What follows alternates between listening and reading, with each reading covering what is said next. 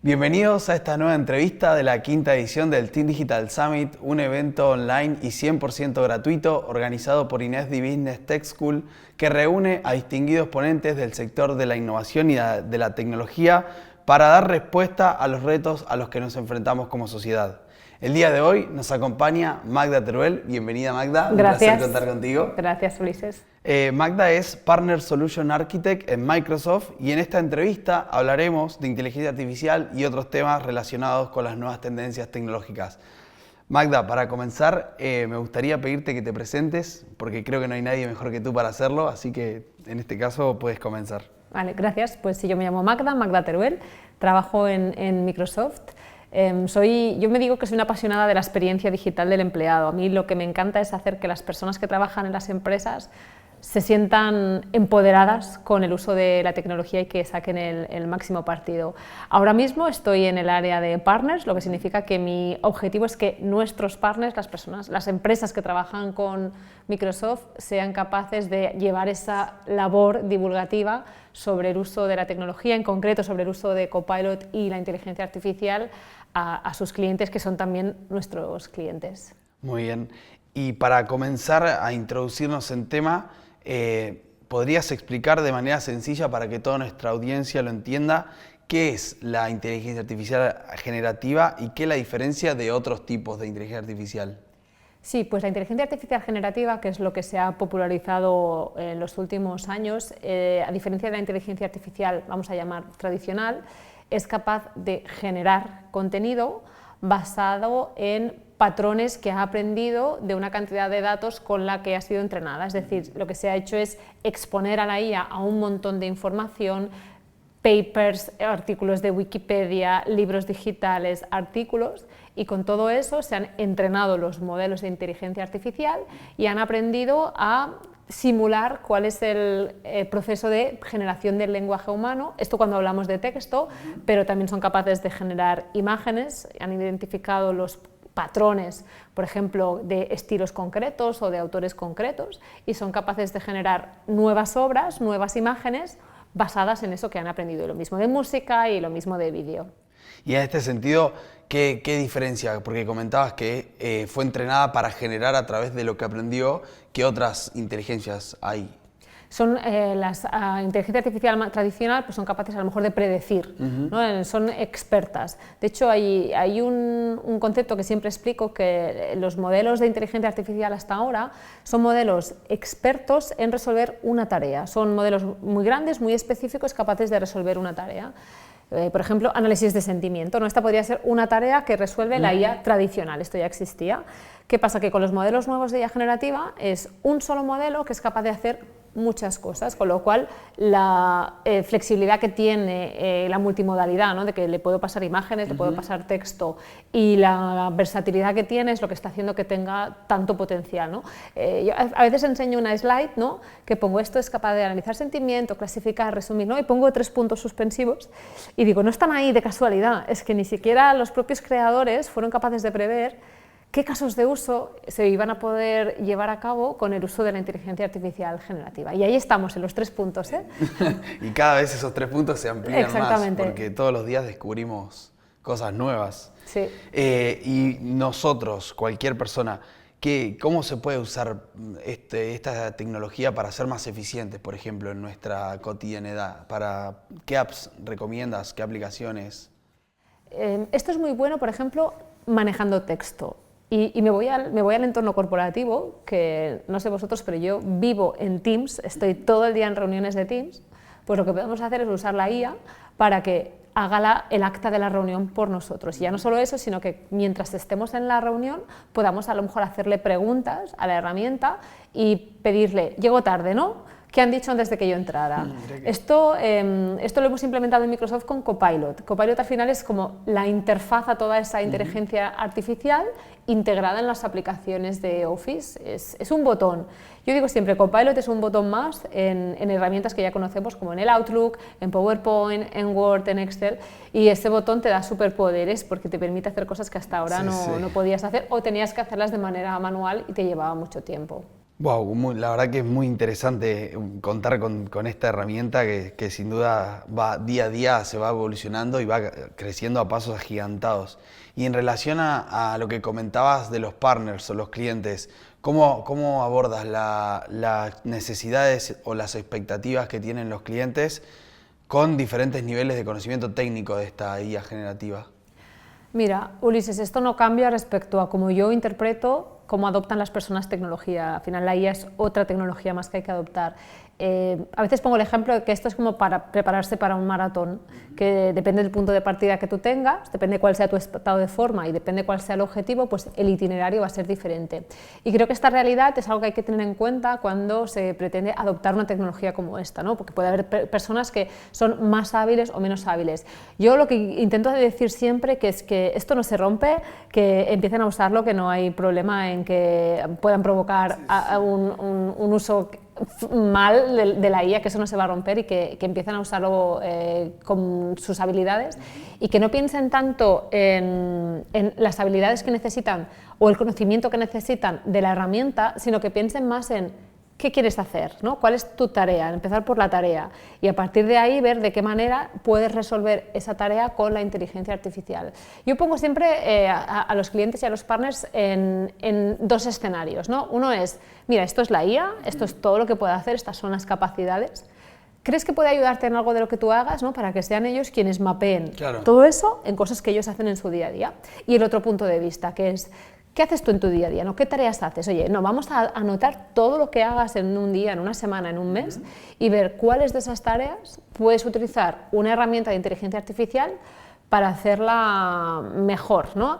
Y ojo que mejor, siempre pensamos en hacerla más rápido, en ser más productivos. A veces es hacerla con más calidad o a veces es poderle dar un plus de creatividad con la inteligencia artificial. Sí, es cierto, porque quizá uno al hacerlo de manera tan automática pierde esa esencia y por ahí con la ayuda de una inteligencia artificial pueden surgir ideas nuevas. Eso es. De hecho puede motivar hasta la creatividad de uno. Correcto, yo estoy de acuerdo en que la IA, a veces hay el topic, ¿no? De, uy, esto nos va a hacer menos creativos. Yo creo que no, yo creo que es como algo adicional de lo que podemos tirar cuando se nos acaben las ideas o incluso cuando queramos ver nuestras ideas desde otro punto de vista, ¿no? Es como una manera rápida de pedir opinión sobre lo que nosotros hemos pensado. Y en este caso, ¿tienes algún ejemplo que nos quieras compartir, algún caso de éxito de algún cliente que lo hayas ayudado a resolver, por ejemplo, un problema que se veía que no tenía solución y de repente con la inteligencia artificial lo pudieron abordar? Bueno, hay muchos... Yo sobre todo he ayudado mucho a hacer cosas de manera un poco más rápida, con más calidad, por ejemplo, actas de reuniones de directivos, son sesiones muy largas en las que se tratan muchos temas y ellos tienen un equipo dedicado a extraer de todo ese tiempo de reunión cuáles son pues, lo que ha dicho cada persona, las cosas que se han decidido, ¿no? Pues eso lo puedes hacer con la inteligencia artificial, ¿no? Entonces hay casos que son muy inmediatos, es uso la herramienta, hago algo y obtengo un resultado, ¿no? Por ejemplo, me voy a la transcripción de la reunión y le pido un resumen. Y hay algunos que, por ejemplo, necesitan un poco más de trabajo, por ejemplo, tener una plantilla. Y pongo otro ejemplo, que es elaboración de RFPs. Cuando tú vas a presentar una oferta para que diferentes empresas te propongan un proyecto, tú publicas un documento en el que está muy bien definido qué es lo que quieres que tenga ese proyecto, ¿no? ¿Cuáles son los requerimientos? Pues tú imagínate algo tan sencillo como me reúno con el equipo, decidimos cuáles son los requerimientos que queremos y ese documento le decimos a Copilot que en base a tu plantilla de requerimientos te mapee lo que tú has hablado, que además probablemente es desestructurado, está informal, hay personas que han intervenido, incluso cosas que están caóticas dentro de la reunión, tú creas el nuevo documento y la IA es brillante en identificar de todo ese texto desestructurado, mapearlo en cada sitio del documento final. Esto es ahorro de tiempo total. Increíble, increíble. Estupendo, la verdad que la cantidad de posibilidades son infinitas.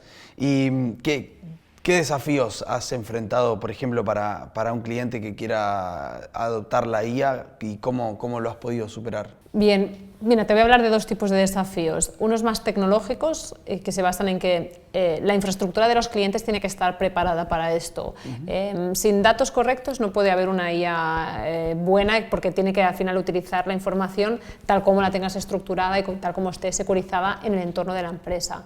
Y luego me voy a desafíos más, yo digo más humanos, ¿no? Más de las personas, porque esto no sucede de manera desatendida, tiene que haber un esfuerzo por parte de las empresas en hacer que esto pase, que los empleados sepan cómo usar la tecnología, volviendo a lo que decíamos antes, ¿no? Que una cosa es el qué le pido y otra cosa es el cómo le pido. Entonces, esos dos desafíos, o sea, más desafíos más técnicos y más desafíos propios de adopción y de las personas, son los que hay que resolver, y hay que hacer proyectos y tomarse esto muy en serio para que esto suceda de manera ordenada y de manera exitosa. Aquí podemos tener en cuenta la parte de formación, ¿no? Creo que es capacitar al personal, a los directivos, a las personas que se encargan de controlar la inteligencia artificial dentro de las empresas. Me parece que eso es fundamental. Totalmente. Que no se tiene que formar solo los empleados que lo van a usar, es que los mandos intermedios, los directores, los CEOs tienen que saber de qué va esto para poder hacer la inversión correcta y tener un sponsorship adecuado en todo este tipo de proyectos. Sí, correcto. ¿Y cómo afecta la deuda digital y la sobrecarga de información a la productividad y bienestar en la era digital? Sí, yo creo que es el principal motivo por el que ha empezado a ocurrir todo esto de la inteligencia artificial en el Outlook, en el Teams, no sé tú, pero la cantidad de correos que recibimos al día, que hay que gestionar, que la mayoría los leemos en menos de 15 segundos. Afecta a la productividad, afecta al rendimiento, afecta al bienestar. Entonces, este tipo de herramientas tienen como promesa ayudarnos a aligerar toda esa carga. Ya os adelanto que trabajar menos no vais a trabajar, lo que pasa es que sí que puedas dedicarte a tareas de más valor, que no sea a lo mejor leer hilos de correos que ni te van ni te vienen, o que tengas que leerte todo un hilo cuando con un resumen sería suficiente. Sí. Bueno, también optimizar el tiempo, ¿no? O sea, al final, hoy en día tenemos muchísimas distracciones y hay que saber optimizar el tiempo de manera correcta en lo que cada uno tiene que hacer y focalizar.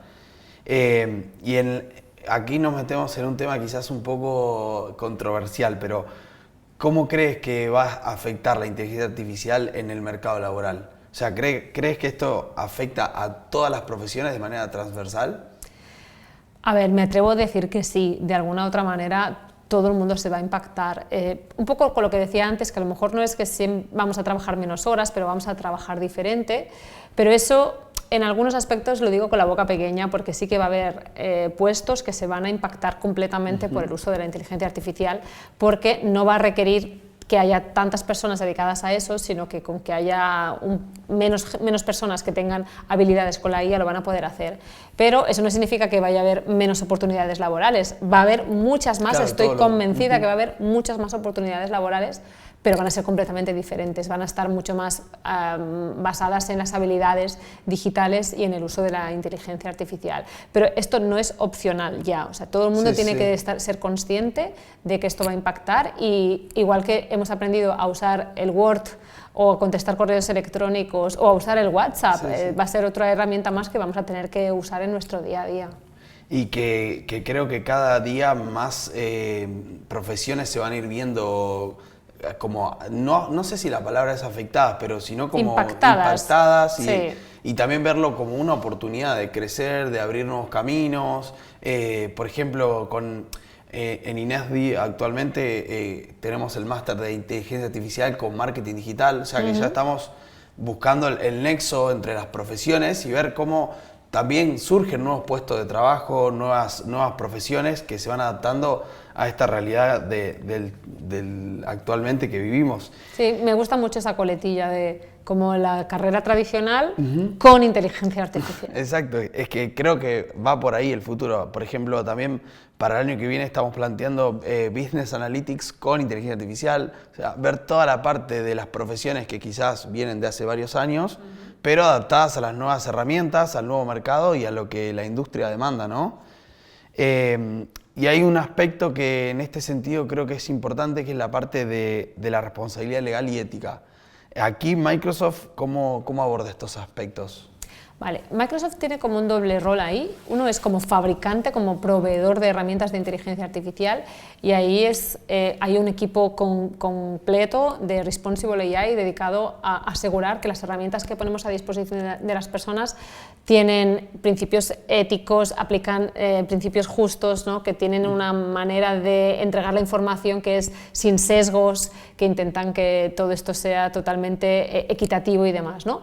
Y después es cómo las empresas van a usar esas herramientas asegurándose de que no están introduciendo sesgos. Por ejemplo, en entrevistas de empleados. Tú puedes usar la IA para grabar una reunión, una entrevista con una persona que quieres incorporar a tu equipo, pero luego tienes que tener mucho criterio humano en decidir qué información de la que te da la IA sobre esa entrevista vas a usar para decidir si ese es un buen candidato o no. Entonces hay que moverse a dos niveles, ¿no? Los fabricantes tienen su responsabilidad en asegurar que los sistemas que generan sean justos y sean éticos, y luego las empresas en asegurarse que están haciendo un uso responsable también de la inteligencia artificial.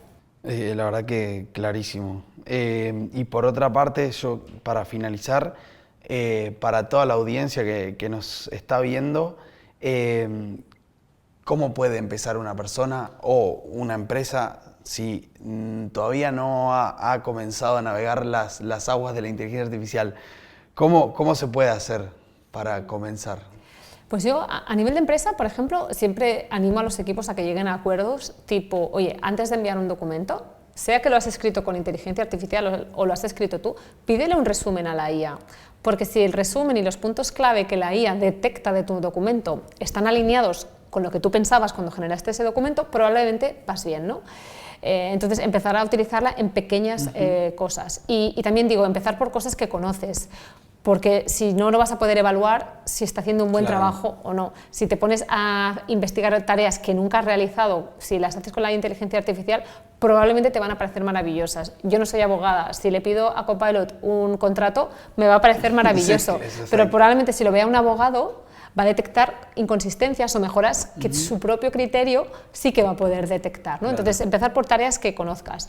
Y después, lo he dicho antes, que esto es zona segura, no se rompe, empieza a usarlo, tener ese espíritu curioso y pensar a dos niveles de nuevo, en el cómo, ¿no? Habilidades, fórmate, investiga, y luego en el qué, que eso es más imaginación y salir un poco fuera de la caja para pensar en cosas en las que podrías aplicar la inteligencia artificial. Estupendo, clarísimo. Magda, de nuestra parte, muchas gracias por haber participado en el Team Digital Summit. Y a todos los invitamos a seguir conectados y, bueno, muchas gracias. Gracias a vosotros por haberme invitado. Muchas gracias. Adiós.